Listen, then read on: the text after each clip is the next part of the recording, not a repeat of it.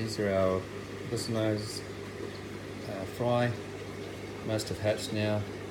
You can see there's a couple of infertile eggs still there. I've removed as much of the eggshell as I can just by sucking it out with a bit of airline.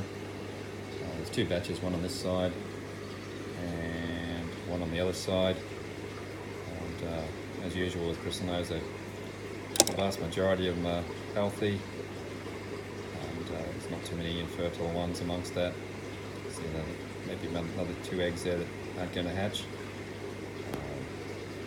Over here, maybe you can see it, but that's 4 infertile eggs plus a lot of shells, eggshells from the hatched bristlenose. So there we are again. And go back onto this side. You can see there's 2 infertile ones there that are stuck to the egg mass. There might be 1 or 2 others in there. A few eggshells left, which we'll siphon off tomorrow just to get rid of the trash. Just wait until, there we go. So they all should be hatched tomorrow, and I'll separate out a bit and maybe go up towards the sides. They'll go up there on the sides.